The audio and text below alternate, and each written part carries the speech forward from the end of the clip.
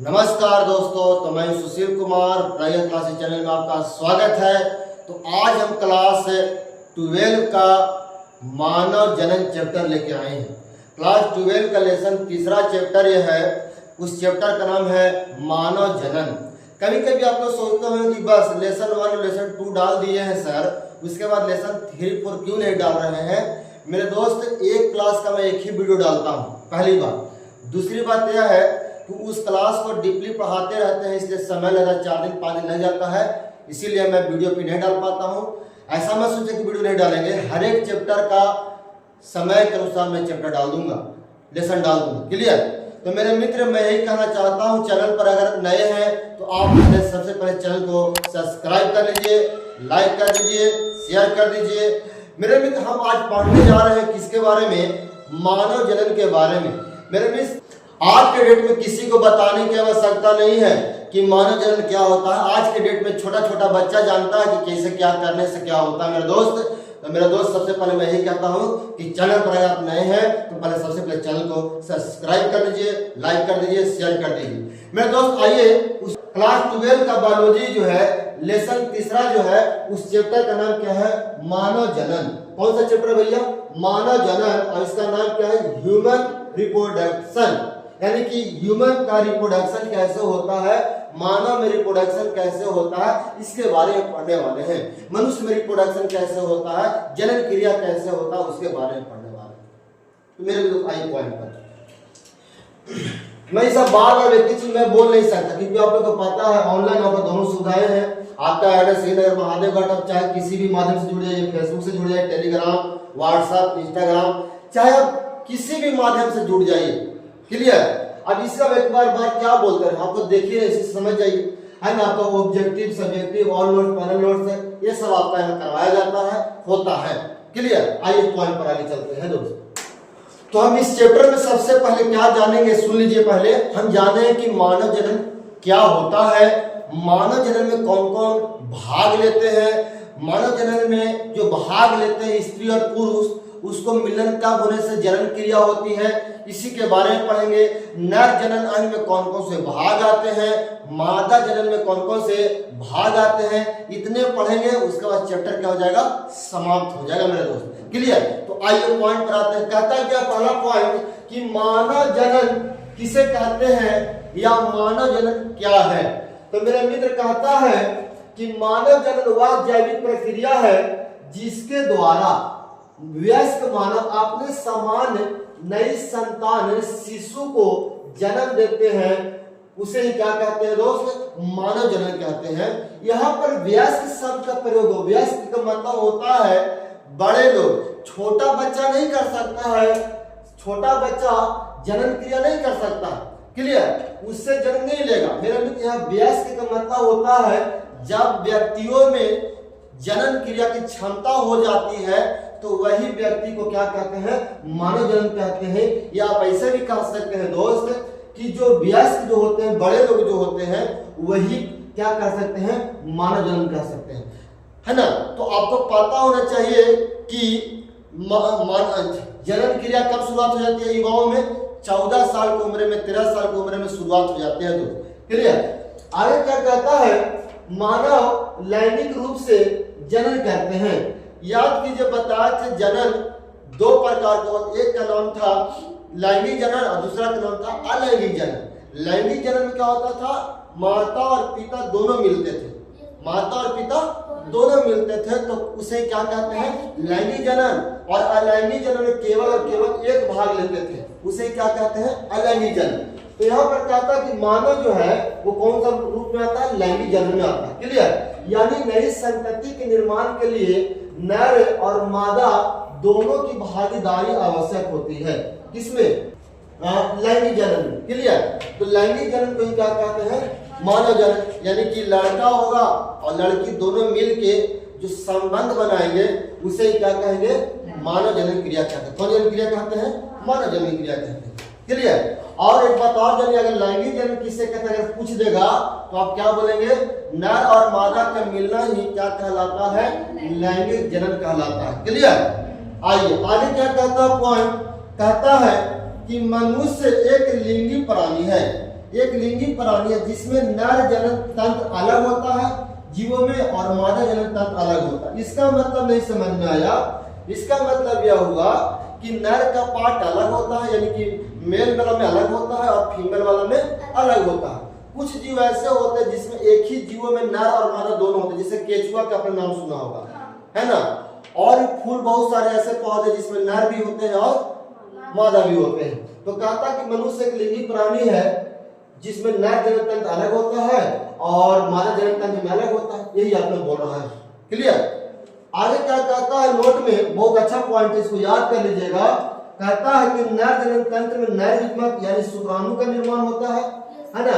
नर में किसका निर्माण होता है? नर वाला में शुक्राणु का निर्माण होता है और मादा में किसका होता है निर्माण? अंडाणु का निर्माण होता है। किसका होता है? मादा में अंडाणु का निर्माण होता है। देख लीजिए, अंडाणु का निर्माण होता है। क्लियर। तो अगर आपसे कोई पूछेगा कि शुक्राणु का निर्माण किस में होता है तो क्या बोलेंगे? नर जनन तंत्र में होता है और अंडाणु का जो निर्माण होता है किस में होता है? मादा जनन में। क्लियर। मादा जनन तंत्र में होता है। कोई दिक्कत है तक? कोई दिक्कत है तक? चलिए आगे पॉइंट में हम चलते हैं। कोई दिक्कत है तक? बोलिएगा। चलिए आगे।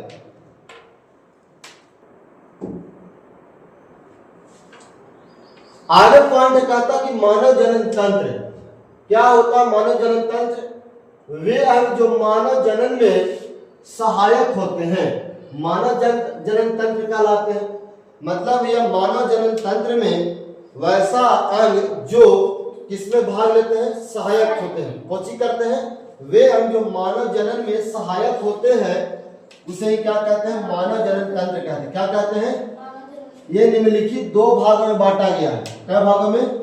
एक का नाम है प्राथमिक जनन अंग और दूसरा का नाम है द्वितीयक जनन अंग। एक का नाम क्या है? प्राथमिक जनन अंग, दूसरा का नाम क्या है?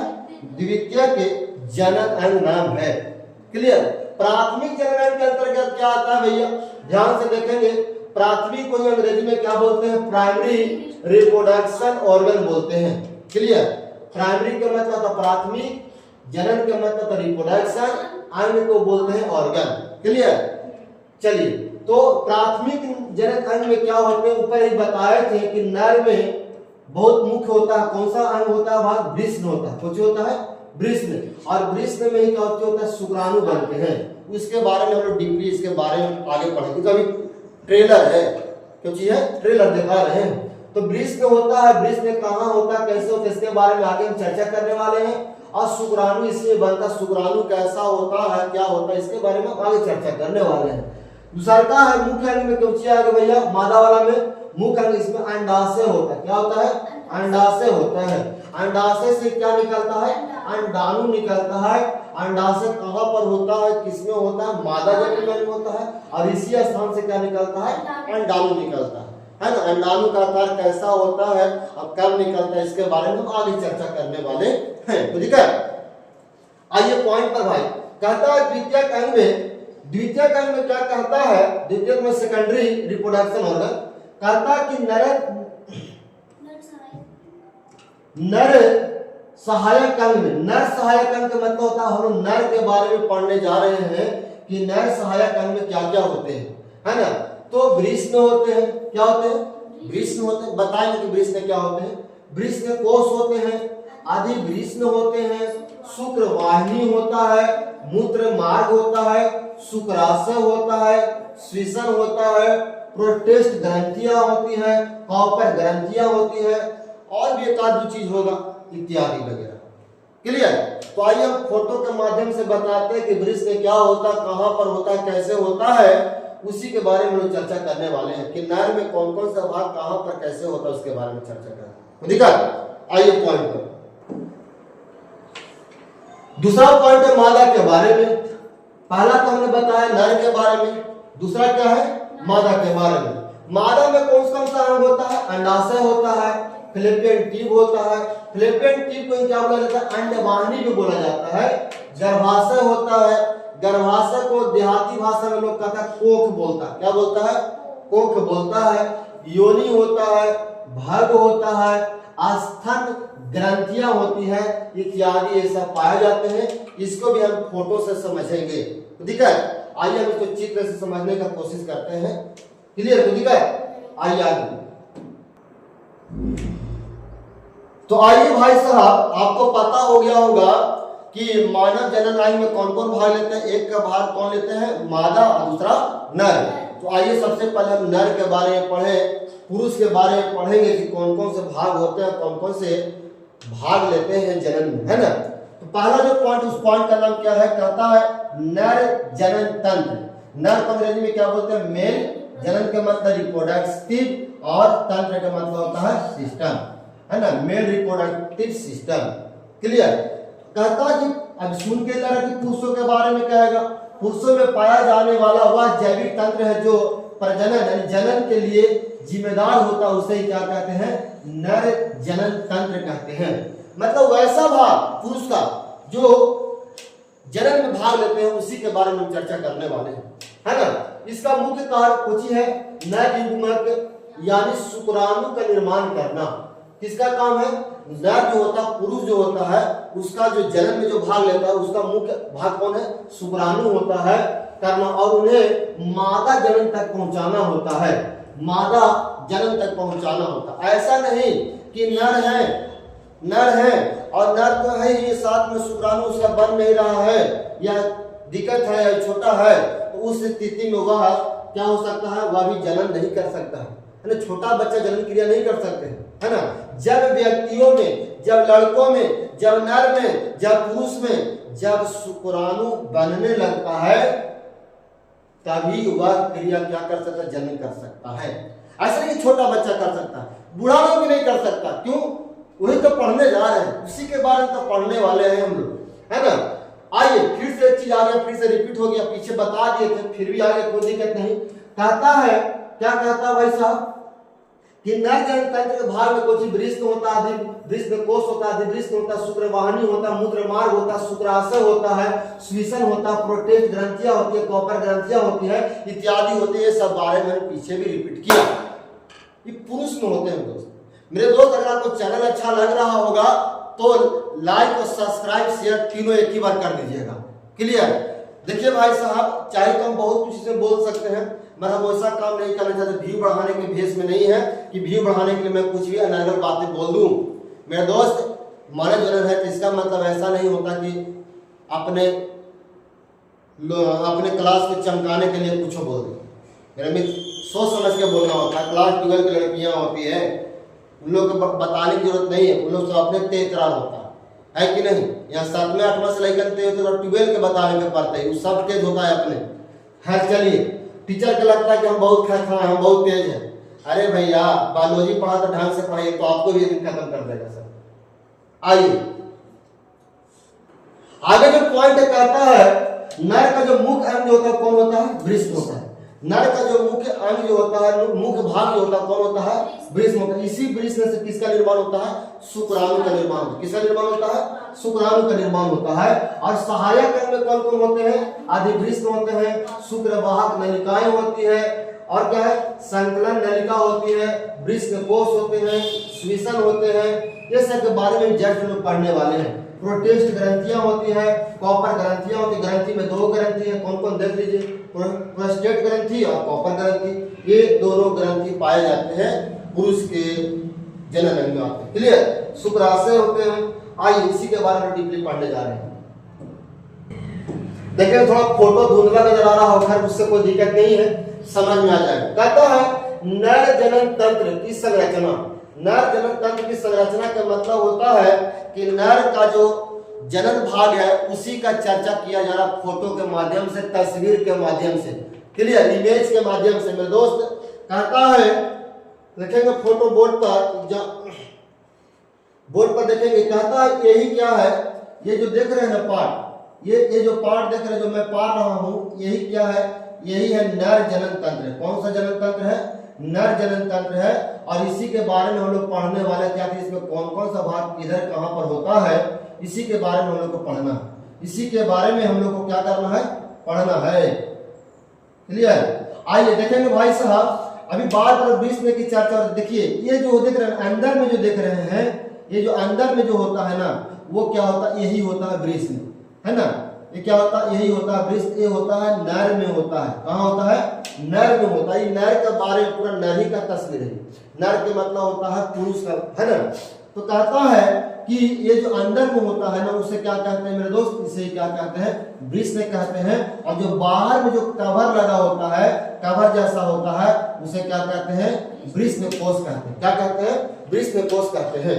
क्लियर, तो दिक्कत। और जो आगे जो होता है पेशाब का जो रास्ता होता है, जो शुरुआत में होता है, उसे क्या कहते हैं, स्विशन कहते हैं। क्या कहते हैं, स्विशन कहते हैं। स्विशन कहते, क्या बोलते हैं, उसको बोलते हैं स्विशन कहते हैं। और इसी वृष्ण में देखिए, ध्यान से देखिए, इसी वृष्ण में क्या होता है, इसी वृष्ण से शुक्राणु का निर्माण किया जाता है। किसका निर्माण किया जाता है भैया, शुक्राणु का निर्माण किया जाता है। शुक्राणु का क्या किया जाता है भैया, निर्माण किया जाता है। और निर्माण होने के बाद जानते हैं, ये देखिए यहाँ पर देख रहे होंगे आप, यहाँ पर देख रहे हैं रास्ता दिख रहा होगा आपको। इसी रास्ता के माध्यम से, इसी रास्ता के माध्यम से क्या हो जाता है, यहीं पर शुक्राणु जो होता है क्या हो जाता है, रहता है। क्लियर। आगे यहाँ पर देखिए, ये कुछ देख रहे हैं, ये देख रहे हैं कुछ है, ये कौन सा ग्रंथि है, प्रोस्टेट ग्रंथि है। इसे कौन सा ग्रंथि बोलते हैं, यहाँ पर ग्रंथि होता है कुछ, इसका नाम है कॉपर ग्रंथि है। ये जो देख रहे हैं, जो देख रहे हैं कुछ देख रहे हैं वाला, इसको क्या बोलते हैं, इसको बोलते हैं शुक्राशय बोलते हैं। ये जो देख रहे हैं यहाँ पर जो देख रहे हैं थैली हो जाती, थैली रहती है, इसको बोलते हैं मूत्राशय, है ना, पेट में जमा होता है मूत्राशय। ये जितने भी घटना सब नाभि के नीचे की घटना है, नाभि के नीचे की घटना है।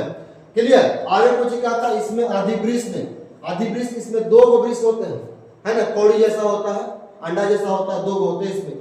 ऐसे बाहर से क्यों देखने में लगेगा, इसके अंदर दो पार्ट होते हैं, उसके अधिवृष्ण होते हैं। आगे कुछ क्या था, ये पेशाब करने का रास्ता है, जिसको आप लोग मूत्र विसर्जन भी बोलते हैं, मूत्र विसर्जन नलिका भी बोल सकते हैं आप इसको, है कि नहीं। और आगे वाले भाग को क्या बोलते हैं, स्विशन बोलते हैं। क्लियर। आगे कुछ क्या था, शुक्रवाहिका नलिका। ये जो देख रहे, जो पार रहे थे, जो बोल रहे थे कि जहां से वृष्ण जो होता है, क्या बोलते हैं, वृष्ण से क्या बनते हैं, शुक्राणु बनते हैं। और शुक्राणु कहां से जाता है, किस रास्ता जाता है, शुक्रवाहक नलिका या शुक्रवाहिका नलिका के द्वारा कहां आके रह जाता है, रखा जाता है, शुक्राशय में रहता है जमा। कहां जमा रहता है, शुक्राशय में जमा रहता है ना। जब सेक्स क्रिया करेगा तभी यहां से क्या होगा, शुक्राशय से क्या निकलेगा, शुक्राणु निकलेगा। उसके बारे में वीडियो फोटो के माध्यम से देख लिए, कोई दिक्कत। और बाहर वाला कवर क्या बोलते हैं, वृष्ण कोश बोलते हैं, कोई दिक्कत। आइए पॉइंट पर आगे। इसी में क्या होता है, शुक्राणु का निर्माण होता है। अगर किसी व्यक्ति को हटा दिया जाए, काट दिया जाए, है, तो वह क्या कर सकता है, जनन तंत्र नहीं कर सकता, जनन तंत्र नहीं कर सकता है। क्यों, क्योंकि वृष्ण से शुक्राणु बनता, शुक्राणु तो बने। क्लियर। आइए आगे पॉइंट, हम लोग बारीकी से पढ़ेंगे पॉइंट बाय पॉइंट।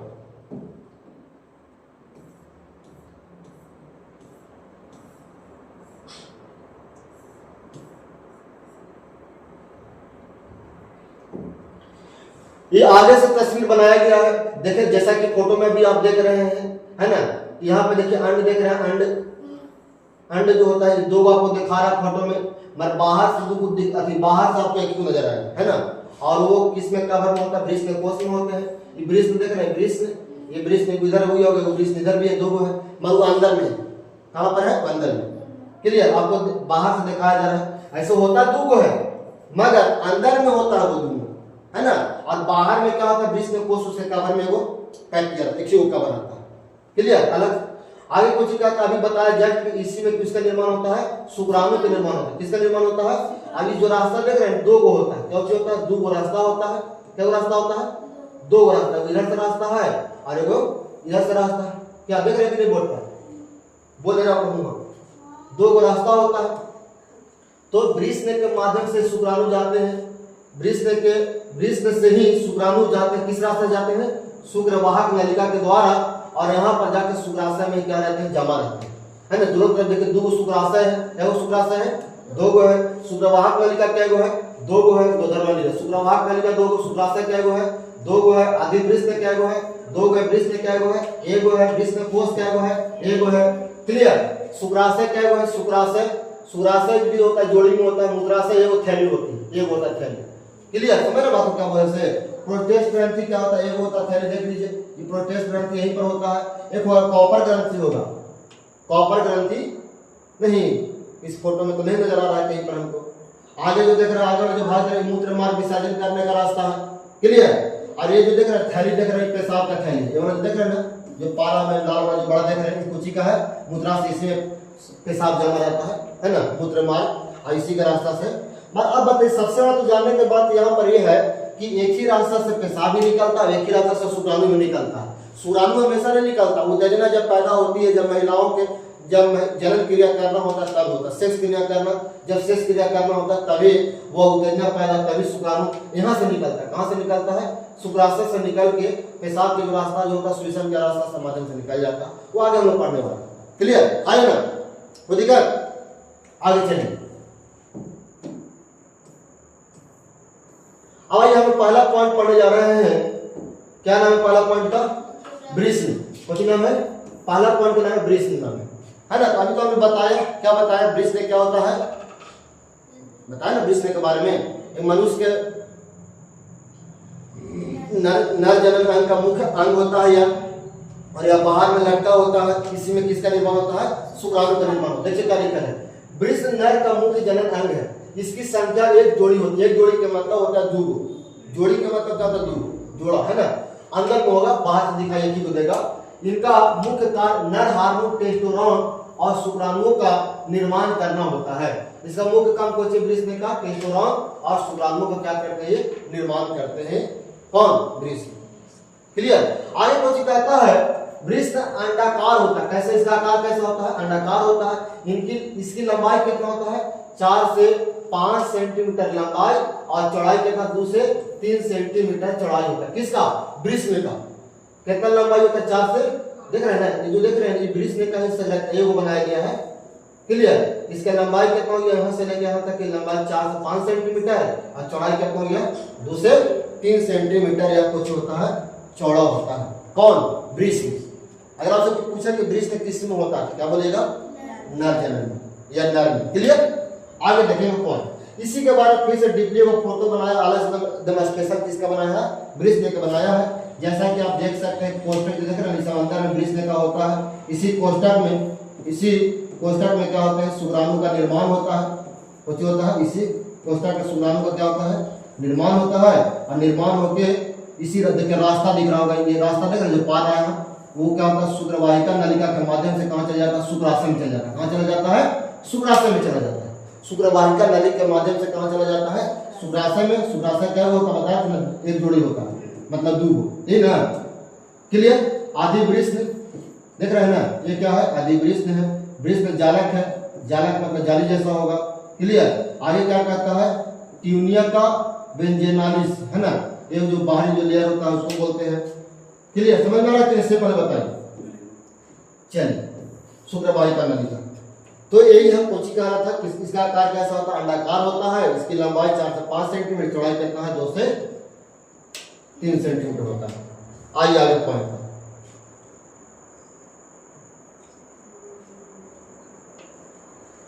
आगे जो पॉइंट कहता है शुक्राणु जनन नलिका की आंतरिक संरचना।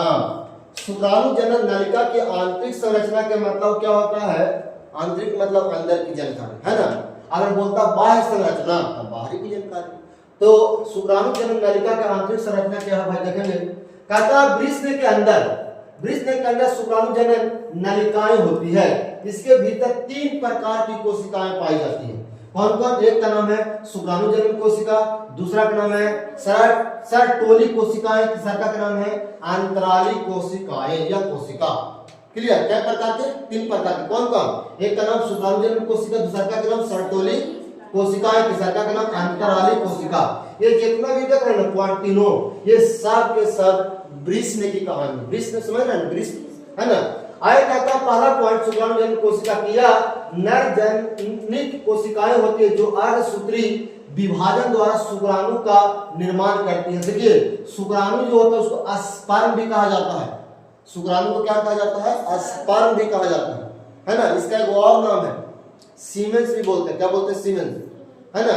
सीमेन जब कभी सुने होंगे कि सीआईडी वाईडी में आप लोग सुनते होंगे कि कभी बलात्कार या रेप या जो भी हो जाता है तो सबसे पहले बोलता कि महिला के बॉडी में सीमेन पाया गया। सुने होंगे उसका वर्ड, है ना, सीमेन पाया गया। शुक्राणु नहीं बोलता है, सीमेन बोलता है। क्या बोलता है? सीमेन पाया गया। सीमेन को क्या बोलते हैं? शुक्राणु बोलता है, स्पर्म बोलता है ना। कहीं कहीं देखिए लिखा रहेगा मेडिकल पर लिखा रहेगा सीमेंट जांच। सीमेंट जांच का मतलब इसी को जांच किया जाता है कि इसका स्पर्म कैसा है कि नहीं। सीमेन जो होता है ना, नॉर्मल जो होता है 70 से 80 के बीच में होता है, नॉर्मल होता है। अगर 50 से नीचे तो उसको दिक्कत है, उसको इलाज कराने की आवश्यकता है। और 70 से ऊपर अगर है तो उसका और अच्छा है ना, सीमेन के भी जांच होता है। क्लियर? तो दिक्कत आगे देखेंगे। सर्टोरी कोशिका क्या होता है? यह पिरामिड आकार की कोशिका है जो बनते हुए नर युग्मक कोशिका का पोषण प्रदान करता है। मेरे दोस्त हम ऐसे कह सकते हैं कुछ कि नर युग्मक में कोशिका को ये पोषण प्रदान करता है। कौन? सर्टोरी कोशिका है। अगला पॉइंट कुछ अंतराली कोशिका है। वृषणपाली में शुक्रजनक नलिका के चारों ओर अंतराली अवकाश होता है। इसके कहीं कहीं छोटी छोटी रक्त वाहिकाएं और लीडिंग कोशिकाएं होती हैं। इसे ही अंतराली कोशिका भी कहा जाता है। क्लियर? ये सब वृषण का पार्ट था। किसका पार्ट था? वृषण का। तो ठीक है, आगे चलेंगे।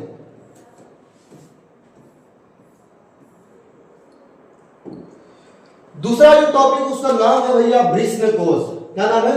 पहला में क्या पढ़ा? वृषण। अब क्या पढ़ेंगे? वृषण कोश। अरे भैया जहां वृषण होता है ना, जो कवर लगा रहता है, जो ढक के रखता है, उसे क्या कहते हैं? वृषण कोश कहते हैं। कौन कोश कहते हैं? वृषण कोश। वृषण जिस थैलीनुमा संरचना में उपस्थित होता है ना, उसे क्या कहते हैं? वृषण कोश कहते हैं। बिल्कुल। अरे भाई साहब बाहर में थैली जैसा होता है, उसे क्या कहते हैं? वृषण कोश कहते हैं। क्लियर? और इसी में क्या होता है? अंड दोनों के दोनों उपस्थित होते हैं, है ना? क्लियर? वृषण इसी में उपस्थित होते हैं। क्लियर? वृषण कोश का वृषण कोश उदर गुहा के बाहर। उदर गुहा का मतलब होता है पेट के बाहर। उदर का मतलब पेट, गुहा का मतलब कुछ होता है अंत लगा हुआ, बाहर स्थित होता है, जिसके कारण वृषण का तापमान शरीर के तापमान से 2 डिग्री सेल्सियस से 3 डिग्री सेल्सियस तक कम होता है। इसका मतलब समझ में नहीं आया? ध्यान सुनिएगा। आखिर ये बाहर ही क्यों रहता, अंदर क्यों नहीं रहता? सुन लीजिए, अगर ये अंदर रहता, कौन? वृषण, तो हमारा शुक्राणु का निर्माण नहीं होता। क्योंकि आपको पता होना चाहिए कि मनुष्य का तापमान जो होता है सेल्सियस में कितना होता है? 37 डिग्री सेल्सियस होता है। और शुक्राणु के निर्माण होने के लिए, बनने के लिए उसको 2 से 3 डिग्री तापमान क्या होना चाहिए? कम होगा तभी बनेगा। क्लियर? तो हम यही कहना चाहते हैं कि क्या होता है? उदर गुहा से बाहर होता है, इसका तापमान क्या होता है? 2 से 3 डिग्री सेल्सियस कम होता है। अगर आपसे कोई पूछे कि हमारे शरीर का सबसे अधिक तापमान किसका हमारे शरीर में तापमान किसका कम होता है, तो क्या बोलेगा? वृषण का होता है। किसका होता है? वृषण का होता है। उसका तापमान क्या होता है? बहुत ही कम होता है। बहुत मतलब 2 से 3 डिग्री सेल्सियस तक कम होता है। क्लियर? आगे सुनेंगे। तीसरा पॉइंट क्या कहता है कि अधिवृषण क्या होता है? अधिवृषण पतली और लंबी नलिका के अत्यधिक कुंडलन से बनी होती है। इसमें शुक्राणुओं के परिपक्वन का कार्य करता है। परिपक्वन का मतलब होता है यहाँ पर पकने का काम करता है। कौन चीज? शुक्राणु। एक दिन में बन तो गया, तो उसको भी क्या होता है? धीरे धीरे बनाने का काम करता कौन? अधिवृषण में होता है। कहाँ होता है? अधिवृषण में होता है। आगे कब कहता है? चौथा पॉइंट, शुक्रवाहक नलिका क्या होता है भैया? शुक्रवाहक नलिका याद कीजिए, याद आ रहा कुछ हो कि शुक्रवाहक नलिका के द्वारा शुक्राणु कहाँ जाता था? शुक्राशय में जाता था। याद आ रहा कुछ? याद शुक्र अधिवृषण से शुक्रवाहिनी के द्वारा, देखिए अधिवृषण से यानी कि वृषण से शुक्रवाहिनी के द्वारा शुक्राणु शुक्राशय में चला जाता है ना? शुक्राशय एक जोड़ी पेशी युक्त रचना होती है। शुक्रवाहक नलिका उदर तक जाकर मूत्राशय से ऊपर एक लूप बनाती है। लूप मतलब होता पतला सा, क्या बनाता? पाइप जैसा रस्सी बनाया गया, पतला पाइप जैसा, है ना? लूप उसको बोलते हैं। क्या बोलते हैं उसको? लूप बोलते हैं। फोटो दिखाऊं क्या? फोटो दिखाऊं क्या? आइए दिखाते हैं। भैया फिर से आप देख लीजिए एक बार। अधिवृषण से शुक्रवाहिनी के द्वारा शुक्राणु कहाँ चला जाता है? शुक्राशय में चला जाता है। और शुक्राशय एक जोड़ी पेशी युक्त संरचना होती है। शुक्रवाहक नलिका उदर तक, उदर मतलब पेट के ऊपर तक जाती है, अंदर बाहर नहीं, है ना? तक जाकर मूत्राशय के ऊपर एक लूप बनाती है। एक लूप बनाती है। लूप का मतलब क्या होता है? रास्ता होता है, पाइप होता है। आइए मैं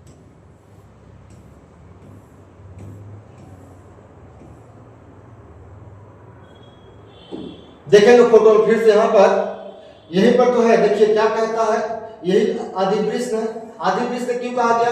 अरे भैया वृषण दो है ना, आधा ही देखिए को मैं इसीलिए आधा अधिवृषण हो गया।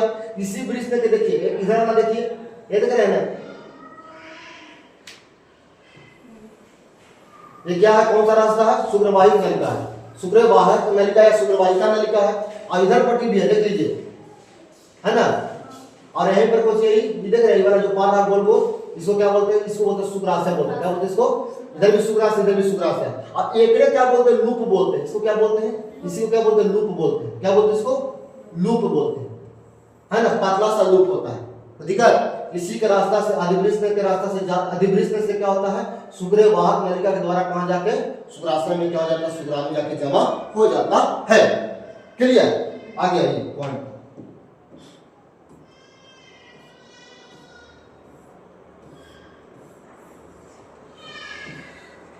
नोट में क्या कहता है, शुक्राशय प्रोस्टेट ग्रंथि के ऊपर स्थित रहता है। शुक्राशय जो होता है कहां होता है, प्रोस्टेट ग्रंथि के ऊपर। मतलब भैया देख लीजिए फोटो, इसका भी देख लीजिए, है ना। देखिए यहाँ पर देखिए प्रोस्टेट ग्रंथि है, कौन ग्रंथि यहाँ पर है ना, प्रोस्टेट ग्रंथि यहाँ पर है, और इसके ठीक ऊपर कुछ है शुक्राशय है। यही तो बोल रहा है, प्रोस्टेट ग्रंथि के ठीक ऊपर में रहता है ना, ठीक ऊपर में रहता है। क्लियर, आगे आइए। जाके घर में नोट्स अच्छा से बना लीजिएगा, समझे, रोक रोक के वीडियो को देख देख कर नोट्स बनाइए। अगर आपको चैनल अच्छा लग रहा है मेरे दोस्त तो सब्सक्राइब करना ना भूले, अगर आप चैनल पर नए पहली बार आए हैं तो। क्लियर, आइए पॉइंट पर। आगे क्या लिखा है यहाँ पर, शुक्राशय है ना, शुक्राशय से क्या हो जाता है, आसानी से सीमेन होगा, सीमेन है ना, शुक्राशय से आसानी से सीमेन शुक्राणु भी कहते हैं, बीर भी कहते हैं, उसको बाहर आ जाता है। कब, जब वो क्या करेगा, जब जनन क्रिया शेष क्रिया करेगा तब। कहां से निकलेगा वो शुक्राणु, शुक्राशय से निकलेगा। कहां से निकलेगा, है ना। थोड़ा सा यहाँ पे टाइपिंग मिस्टेक हो गया, खैर उससे कोई दिक्कत नहीं, समझ जाइएगा। जब एक बार आदमी कोई सेक्स करता है ना, एक बार कोई सेक्स करता हो, एक बार, है ना, मादा के गर्भ में जब गिरता है वीर या बाहर गिराता है ना, तो एक बार में कितना निकलता है, 20 से 20 लाख तक क्या होता है, शुक्राणु होती है। मतलब भैया इसका मतलब यह हुआ कि उसमें 20 से 20 लाख तक बचे होते कोशिकाएं, जीव होते छोटे छोटे, किसमें, शुक्राणु। ऐसा कहा जाता है कि जब एक बार कोई व्यक्ति सेक्स करता है तो 3 ml शुक्राणु बाहर निकलता है। कितने ml, 3 ml शुक्राणु बाहर निकलता है ना, निकालती है बाहर। आगे एक पॉइंट पर क्या लिखा है, 5वां टॉपिक क्या है, संकलन नलिका, है ना। उदर गुहा में शुक्राशय से निकली, क्या हुआ, मिटाना पड़ेगा हमको, इसको मिटा दो फिर से। 5वां पॉइंट देखें, कोची का संकलन नलिका। संकलन नलिका क्या होता है, जहां से शुक्राणु निकल के बाहर आ रहा है ना, तो उसे क्या कहते हैं, संकलन नलिका कहते हैं, संकलन नलिका कहते हैं। उधर गुहा में शुक्राशय से निकल, देखिए शुक्राशय में हम कहां, शुक्राणु में भी है, शुक्राशय में है, वहां से निकल कर एक नलिका शुक्रवाहक में खुलती है, यह दोनों मिलकर एक संकलन नलिका कहलाती है। क्लियर, अरे तो कहां से निकलेगा, आपको कोई पूछा शुक्राणु कहां से निकल रहा बाहर, तो शुक्राशय से, है ना, और यही से शुक्राशय बाहर निकलता है। क्लियर, आगे क्या कहता है, 6ठा पॉइंट, श्वसन। यह एक पेशी अंग है जो मैथुन के समय शुक्राणु वीर्य को मादा शरीर के योनि में स्थानांतरित करने में मदद करता है। मूत्र नलिका श्वसन के रास्ते बाहर खुलती है। मूत्र नलिका वीर्य और मूत्र दोनों का परिवहन करता है। मतलब नहीं समझ में आया, उसी रास्ता से, पेशाब के रास्ता से ही क्या निकलते हैं, वीर्य भी निकलेगा और मूत्र भी निकलता है ना। वीर्य कब निकलेगा, जब जनन क्रिया करना और मादा के साथ में संबंध बनाने के मूड बना लिया है, तो उस स्थिति में क्या निकलेगा, वीर्य निकलेगा। या गलत वीडियो देख रहा है, गलत संगति आ रहा है, तो उस स्थिति में वह बाथरूम बंद करके कुकर्मी काम करके वीर्य निकालेगा बाहर। वीडियो देखे, गंदा गंदा वीडियो देखे, इसको लोग आज बोलचाल की भाषा में बोलते हैं हैंड प्रैक्टिशनर है ना। मेरे दोस्त ऐसा नहीं करना चाहिए, है कि नहीं। मूत्र मतलब पेशाब, पेशाब उसी रास्ते से पेशाब निकलता है, नॉर्मली जैसे हम लोग करते हैं या करता है जो लोग, उसको क्या कहते हैं, मूत्र उसी से रास्ते से निकलता है। किस रास्ते से, श्वसन के रास्ते से निकलता है। क्लियर। ऐसे एक टीचर पढ़ा रहे थे वीर्य के बारे में कि अगर व्यक्ति, लड़का जो है 30 दिन अगर शुक्राणु को न निकाले, वीर्य को न निकाले, तो ये चीज बीमारी हो सकती है। ऐसा कोई बात नहीं है। आपको मैं बता दूं, हमारे भारत के APJ अब्दुल कलाम इतने बड़े साइंटिस्ट थे, शादी विवाह नहीं हुआ था, क्या उन्होंने वीर्य को नहीं निकाला तो क्या हो गया, उनको बीमारी हो गया, मर गए? ऐसा कोई बात नहीं है। हमारे भारत में स्वामी विवेकानंद है, लोग पढ़ाने का नजरिया ही कुछ अलग बना दिया है। अब बताइए तो इसका तात्पर्य क्या है? वीर से ऐसा कोई बात नहीं, आप उस पर ध्यान ही नहीं दिए तो ऐसे कैसे हो सकता है भाई?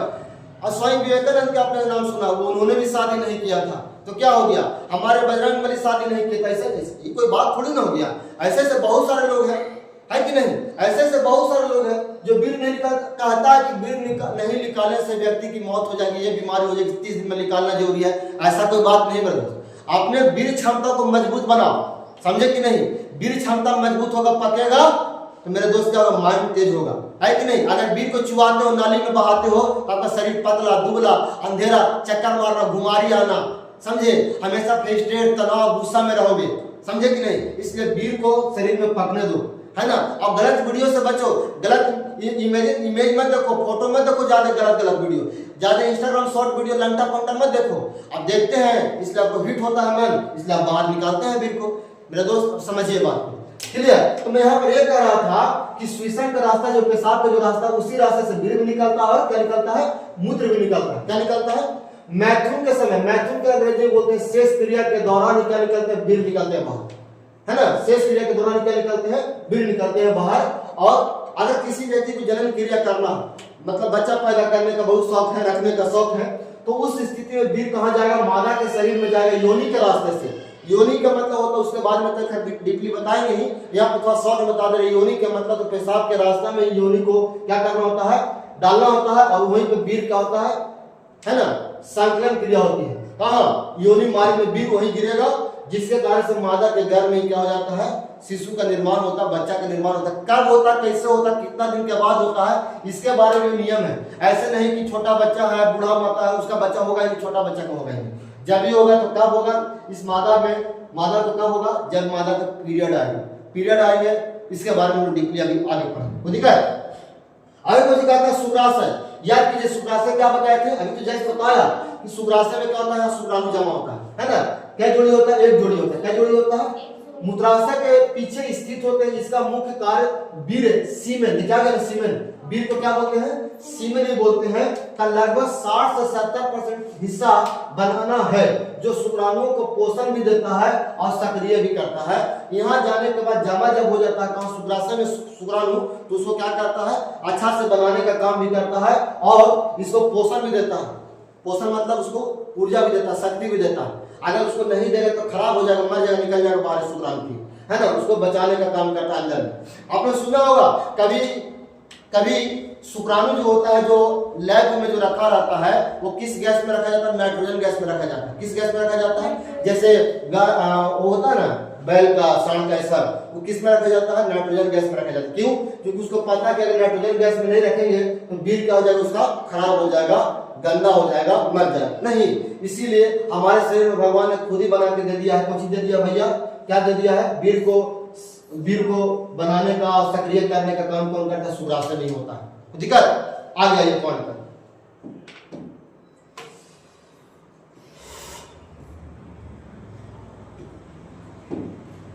अगला पॉइंट जो है उसका नाम है प्रोस्टेट ग्रंथि। प्रोस्टेट ग्रंथि क्या होता है? मेरे दोस्त आपको कभी कभी लग रहा होगा कि एक ही दिन में पूरा वीडियो खत्म कर देते हैं क्या? अरे मेरे दोस्त नहीं दोस्त, आपको पता होना चाहिए कि ये आपका जो एक तरह से क्रैश कोर्स कहिए चाहे जो कोर्स कहिए, आप इसको समझिए।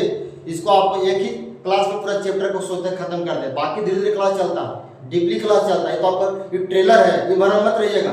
ट्रेलर भी हमारा 1 घंटा का होगा, तो पिक्चर कितना घंटा का सोच लीजिए। समझ रहे बात को ना? चैनल को सब्सक्राइब कर लेना, ये बने चला। अब आएगा प्रोस्टेट ग्रंथि।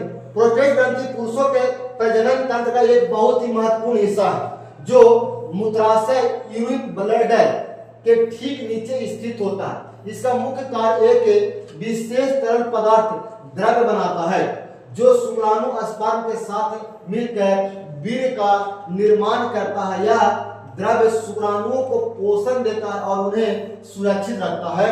कौन? प्रोस्टेट ग्रंथि। प्रोस्टेट ग्रंथि वहां से हार्मोन निकलता है। अगर हार्मोन नहीं निकलेगा तो क्या हो जाएगा? शुक्राणु क्या हो जाएंगे? चिपक जाएंगे और हमें पेट में दर्द होगा। कभी कभी ऐसा भी होता है, नौजवान लोग अपने से जांच कर लीजिए, सही बोल रहे हैं कि जब आप गंदे वीडियो देखते हैं, आप नंगी नंगी किसी से बातें करते हैं लड़कियों से, तो मेरा दोस्त आपको नाभि के नीचे दर्द होने लगता है। होता है ना? वो कमेंट में बोला कि हाँ हुई थे, यह होता है। मेरे मित्र नाभि के नीचे दर्द होने लगता है, तो मेरे मित्र यही प्रोस्टेट ग्रंथि जो होता है ना, वही आपको बचा के रखता है। और जब आप गंदे बातें करते हैं, गंदे बारे किसी के बारे में सोचते हैं, तो आप उसकी स्थिति में चिपचिपा पदार्थ हो जाता है, स्विशन के पास निकलने लगता है, पानी जैसा निकलने लगता है, वही तो है प्रोस्टेट ग्रंथि। कौन ग्रंथि है? क्लियर? बहुत ही महत्वपूर्ण हिस्सा होता है यूरिन, पेशाब, यूरिन ब्लैडर मतलब पेशाब का थैली, है ना, कि ठीक नीचे स्थित होता है। फोटो देखा है ना। आगे देखिए, टॉक्सिका का कॉपर ग्रंथि, कॉपर ग्रंथि नाम है उसका। इसका स्रावन स्विशन में स्नेहा का कार्य करता है, यह एक जोड़ी होता है। इसका मतलब ही नहीं समझना, इसका मतलब यह हुआ कि जो कॉपर जो ग्रंथि जो होता है ना, जब वीर्य जब बाहर निकलता ओकर पहले चिकनापन आता है, यानी कि तैलीय पदार्थ जैसा आता है, द्रव जैसा आता है। वही द्रव क्या करता है?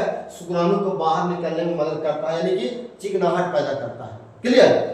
आगे आइए, कुछ ही कहता है स्नेहक का मतलब क्या होता है? स्नेहक, देखिए यहाँ पे वर्ड यूज होता है स्नेहक। तो स्नेहक एक तरल पदार्थ है जो संकलन के दौरान, यहाँ पर कुछ यहाँ पे सर आर छूट गया लगता है ना, खैर उससे निकलता है। संकलन के दौरान मूत्र मार्ग को चिकनाई प्रदान करता है, जिसके शुक्राणु आसानी से बाहर निकल जाता है। बिल्कुल सही बात है। कहता है कि जब शेष क्रिया करना होता है, मादा के गर्भ में शुक्राणु डालना होता है, गिराना होता है, तो उस स्थिति में क्या होता है? मूत्र मार्ग को चिकनाई जो पैदा करता है, चिपचिपा जो पदार्थ हो जाता है, वो कौन करता है? कौन करता है जी? कॉपर ग्रंथि करता है। नहीं, जैसे फॉर एग्जाम्पल आपको दूसरा भाषण समझाते हैं कि आप लोग कहीं ठेला पर जाते हो खोजका के दुकान पर, तो कोची खोजका के देख कर मुंह में कुछ आता है, लाल है, पानी चिपचिपा हो जाता है। उसी प्रकार से, है ना, उसी प्रकार से जनन अंग में क्या हो जाते हैं? शुक्राणु, मानव जनन और नर जनन दोनों को मिलने का जब समय आता है, तो कॉपर ग्रंथि क्या करता है? शुक्राणु को आने जाने के लिए पूरा चिकनाहट पैदा कर देता है, और आसानी से मादा के गर्भ में क्या हो जाते हैं? शुक्राणु चले जाते हैं, या है ना, क्लियर, चले जाते हैं। आगे कहता है कुछ कि कॉपर ग्रंथि कैसा होता है भैया? तो मटर के आकार के जैसा होता है, हमारे नर जनन अंग में होता है। क्लियर? दो ग्रंथियां होती है, यह प्रोस्टेट ग्रंथि के ठीक नीचे स्थित होती है। इसका मुख्य कार्य यौन उत्तेजना दौरान एक चिपचिपा पदार्थ, चिपचिपा पदार्थ क्षारीय द्रव का होता है। क्षारीय का मतलब नमकीन जैसा लगेगा, है ना, क्षारीय के जैसा कुछ होता है, नमकीन जैसा लगेगा, क्योंकि इसमें क्षारीय, अम्लीय रहता तो खट्टा जैसा लगता है, श्रावण करने से होता है। क्लियर? तो चिपचिपा पदार्थ निकलता है, क्षारीय प्रवृत्ति को होती है, नमकीन जैसा लगेगा। क्लियर? आगे चलो,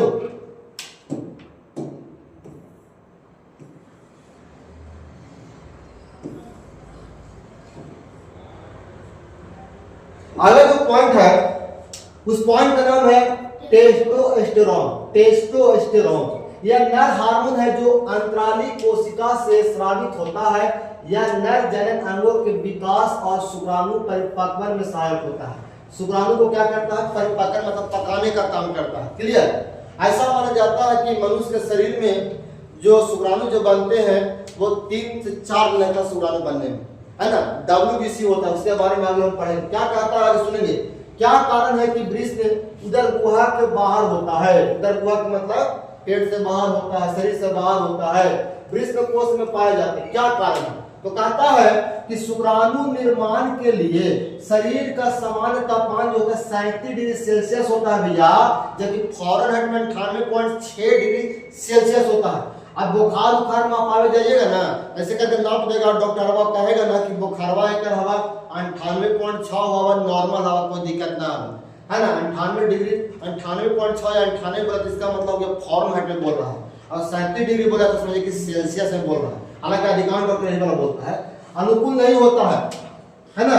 वृषण उदर गुहा के बाहर वृषण में पाए जाते हैं, जहां शरीर के तापमान से 2 से 3 डिग्री सेल्सियस का होता है, कम होता है, जो शुक्राणु निर्माण के लिए अनुकूल होता है। यही कारण है कि मानव वृषण उदर गुहा के बाहर वृषण कोश में पाया जाता है। ये भगवान ने बनाया हुआ, इसको मनुष्य नहीं बनाया है भैया, इसको भगवान ने बनाया। अगर शरीर के अंदर रहता तो उस स्थिति में शुक्राणु का निर्माण नहीं होता। क्यों? क्योंकि खुद बोला कि तापमान उसको कितना चाहिए, 2 से 3 डिग्री अगर कम रहेगा तो शुक्राणु का कुछ होता है, निर्माण होता है। क्लियर? बोले आप लोग। चलिए आइए पॉइंट पर, यही देखिए, ये है कुछ जो बाहर जो थैला जो पार है, कुछ थैला पार है, कुछ पार है हम वृषणकोष पार है। क्या पार है? वृषणकोष। इसी वृषणकोष में क्या होता है ना, यही कुछ होता है वृषण होता है, ये कुछ होता है वृषण, ये दो वृषण होता है अंडा में। ये अंडा आकार में है, कैसा आकार में? अंडा आकार में। पुरुष में होता है, इसी में क्या होता है? शुक्राणु का निर्माण होता है। तो दिक्कत आगे चलिए देखिए क्या लिखा है, हमारा बहुत अच्छा बात लिखा है, तापमान 2 से 3 डिग्री कम होना चाहिए शुक्राणु निर्माण के लिए, अनुकूल 37 डिग्री सेल्सियस तापमान होता है। क्लियर? अनुकूल तापमान कितना होता है? 37 डिग्री सेल्सियस। क्लियर? आइए पॉइंट पे स्त्री जनन तंत्र के बारे में पढ़ेंगे, है ना। स्त्री जनन तंत्र का मतलब स्त्री में कौन कौन सा ऐसा अंग है, भाग है जो पाया जाता है, इसके बारे में पढ़ेंगे, है ना। आइए क्या कहता है स्त्री जनन तंत्र में? कहता है स्त्री जनन तंत्र जनन प्रक्रिया के अतिरिक्त भी कई कार्यों का निर्वहन करती है, जैसे निषेचन करना, भ्रूण का विकास करना, भ्रूण मतलब बच्चा, गर्भधारण करना, दूधन मतलब दूध निकालना इत्यादि काम होता है मादाओं में। आया कहता है कि स्त्री में कौन कौन से मुख्य अंग होते हैं? अंडाशय होता है, उसको अंग्रेजी में ओवरी बोलते हैं, अंडवाहिनी बोलते हैं, फैलोपियन ट्यूब इसी को बोलते हैं अंग्रेजी में, गर्भाशय बोलते हैं, इसको यूटेरस भी बोलते हैं, इसको कोख भी बोलते हैं, योनि विजाइना इसको बोलते हैं, इत्यादि अंग पाए जाते हैं मादाओं के जनन अंग में। क्लियर? आइए पॉइंट पर फोटो देखेंगे भाई, देखना फोटो, ये देखना तो मारते हैं, देखना है ना। देखिएगा ये मादा का जनन, सॉरी हाँ मादा का जनन अंग है। देखेंगे भाई ये जो मैं पार रहा हूं ना, ये कुछ है, यही अंडाशय है, कुछ है अंडाशय। क्या होता है भैया? दो होता है, वो इधर होता है और वो इधर होता है। देखिए ये भी अंडाशय ही है, कुछ है, ये भी अंडाशय, दो हो गया अंडाशय। क्या हो गया? अंडाशय, दो अंडाशय हो गया भैया। और ये जो देख रहे हैं ये वाला, ये जो देख रहे हैं अटैच रहता है, ये जो देख रहे हैं दोनों अटैच होता है। किससे अटैच होता है भैया? अंडवाहिनी से होता है। किससे अटैच होता है? और यहाँ पर झालर जैसा होता है, किससे कैसा जैसा होता है? झालर जैसा होता है। ये जो देख रहे हैं इसको नाम अंडवाहिनी। क्या होता है अंडवाहिनी? देखो इधर होता है, इधर। क्या हो गया अंडवाहिनी? दो अंडवाहिनी होता है ना, इधर अंडवाहिनी, इधर अंडवाहिनी, दो अंडवाहिनी होता है। गर्भाशय क्या होता है? एक होता है गर्भाशय। क्या हो? इसी गर्भाशय में क्या होता है? शिशु पलते हैं, बच्चे पलते हैं, है ना। और ये योनि क्यों होता है? योनि जो होता है पेशाब का रास्ता जो होता है, जो लड़की का जो होता है पेशाब करने का जो रास्ता, जो शुरुआती जो भाग होता है उसे क्या कहते हैं? योनि कहते हैं, है ना।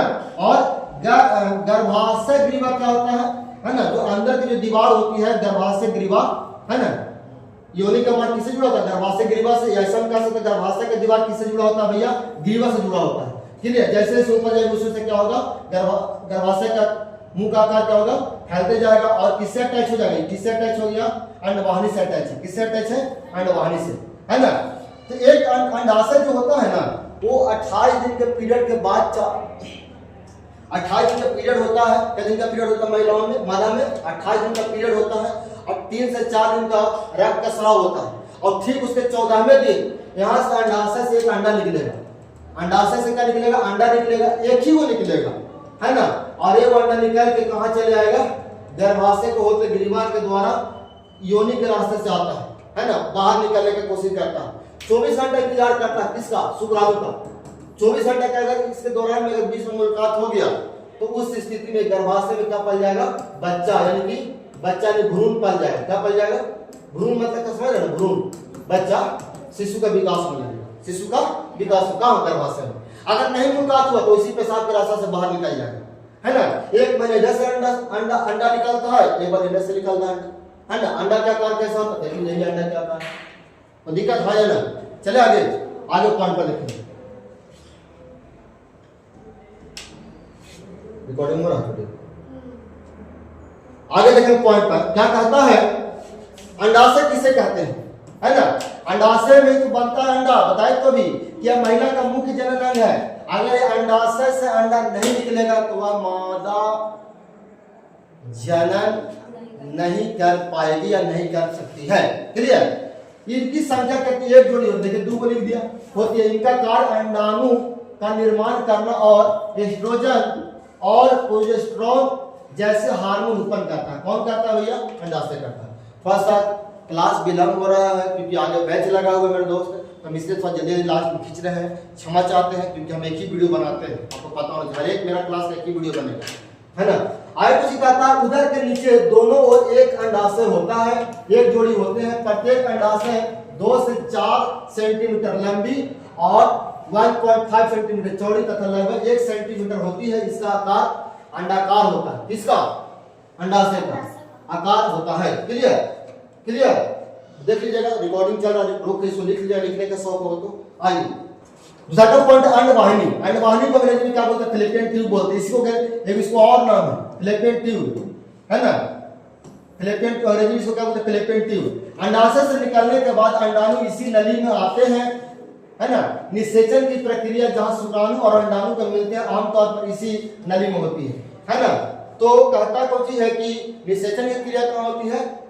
फैलोपियन ट्यूब में। कहाँ होती है? अंडवाहिनी में होती है। दोनों की निषेचन क्रिया कहाँ होती है? अंडवाहिनी में होती है और शुक्राणु और अंडाणु। आगे कहता है कि गर्भाशय। गर्भाशय किसे कहते हैं? अंग्रेजी में टेरेस का, इसको अंग्रेजी में, हिंदी में वो कोख भी बोलते हैं। मादा में केवल एक गर्भाशय पाया जाता है। इसमें इसे अंग्रेजी एक नाम है बचदानी भी कहते हैं। किसे? बचदानी भी कहते हैं। यह 8 सेंटीमीटर लंबी होती है, खोखली होती है, पेशीय होती है। इसमें एक रक्त की प्रचुर मात्रा में पूर्ति होती है। इसका ऊपरी भाग फैलोपियन नलिका में खुलता है और निचला संकीर्ण भाग गर्भाशय ग्रीवा में कहलाता है। क्लियर? इसका मतलब यह हुआ कि मादा में, अरे बैठ में 2 मिनट बैठना, आगे पीछे काहे जान दे रहे हैं, आगे पीछे बैठ, पंखा चालू करके बैठ जो। चल हो गए, है ना।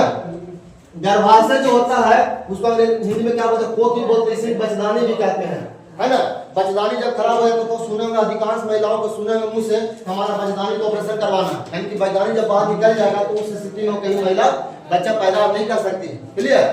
आगे सुनेंगे, गर्भाशय का आकार कैसा होता है? उल्टा नाशपाती का आकार भी कैसा होता है? नाशपाती समझते हैं ना, होता है ना, बाजार में आता है, वैसा ही उसका आकार होता है उल्टा। आकार के मांसपेशी जैसे संरचना होती है। यहीं पर निषेचित अंडाणु भ्रूण, भ्रूण का मतलब कुछ होता है, बच्चा का निर्माण होता है और विकसित होता है। क्लियर? आगे देखेंगे, आगे देखेंगे चौथा पॉइंट, योनि। योनि को अंग्रेजी में क्या कहते हैं? वजाइना बोलते हैं, है ना। योनि एक मांसपेशीय नली है जो गर्भाशय को शरीर के बाहरी हिस्से से जोड़ती है। यह संभोग के दौरान मार्ग का काम करती है और मासिक धर्म के रक्त को बाहर में निकालती है। हमें जज बताते हैं इसी से क्या होता है? योनि मार्ग से क्या कहते हैं, है ना। संभोग क्रिया भी होंगे, सेक्स क्रिया, मासिक धर्म का मतलब पीरियड भी आना, और इसी से योनि मार्ग से क्या होते हैं? क्या उसको बोलते हैं? मूत्राशय, मूत्र का मूत्र उत्सर्जन किया जाता है। क्लियर? आयु को कहता है नोट में, गर्भाशय पतली ग्रीवा द्वारा योनि में बदलता है ना। गर्भाशय का जो पतली ग्रीवा जो है द्वारा योनि में, अभी तो बताया था कि ऊपर जो गर्भाशय ऊपर खुला हुआ था, पूरा चौड़ा था, और नीचे आते थे क्या हो गया? छोटा पतला हो गया। तो वही बोला ग्रीवा द्वारा योनि में बदलता है। आगे को चाहिए था योनि मैथुन के समय पुरुष से, योनि मैथुन के समय पुरुष से वीर्य ग्रहण करने का कार्य करता है। इसका मतलब भैया योनि जो होता है मैथुन का मतलब शेष क्रिया के दौरान पुरुष से वीर्य ग्रहण करता है। अगर वीर्य ग्रहण नहीं करेगा तो उसका बच्चा नहीं हो सकता, जन्म क्रिया नहीं हो सकता, है ना। आगे कुछ कहता है पीरियड्स के समय बच्चेदानी का मुंह खुला रहता है। बिल्कुल, जिस समय पीरियड आता है उस समय क्या होता है? बच्चेदानी का मुंह खुला होता है। अगर इस समय अगर कोई व्यक्ति संबंध बनाता है तो उस स्थिति में भी क्या हो सकता है? संभावना है कि बच्चा होने की संभावना हो सकती है और नहीं हो सकती है, क्योंकि अंडा आगे तब है ना, अंडा तो 14 दिन के बाद आता है ना। तो कहता है बच्चेदानी का मुंह खुला रहता है ताकि मासिक धर्म का रक्त आसानी से बाहर निकल सके। बच्चेदानी से समझिए, आप लड़की हो कि आप इस वक्त नहीं जानते हैं तो कहीं ना कहीं आपका बहुत बड़ी कमजोरी है। पांचवा, बाह्य जनन है। बाह्य जनन में स्त्री में बृहद ओष्ठ, लघु ओष्ठ, हाइमन और भग से आदि बाह्य जनन अंग में आते हैं। मेरे दोस्त, लड़की का जो जनन अंग जो होता है उस जनन अंग के जो बाहर में जो होता है उसका नाम कुछ है बृहद ओष्ठ, लघु ओष्ठ, हाइमन और भग से इत्यादि सब किसमें आते हैं? बाह्य जनन अंग में आते हैं। अब इसके बाद हम सोच रहे कि अब नहीं पढ़ेंगे। क्लियर? इतने काफी था। क्लियर? अब जो भी छूटा बाद में आप पढ़ेंगे। ये फोटो इसमें दिया, इसका जो नाम देख रहे थे नए वाला बाह्य जनन के बारे में, इसी के फोटो है ना। इसके बारे में क्या बता फोटो है, जैसे देख रहे जनन को, उसी को जितना भाग से कितना का पेशाब का रास्ता ये सब है। इसके बारे में नहीं बता सकते, बता सकते। चलिए, आस्थन ग्रंथि के मतलब आस्थन के बारे में, दूध के बारे में, मादाओं में क्या निकलता है? आस्थन निकलते, दूध निकलते हैं। इसके बारे में पढ़ना है तो अब इसके बारे में क्लास में आके पढ़ लीजिएगा। ठीक है, बहुत बहुत धन्यवाद मेरे चैनल को देखने के लिए।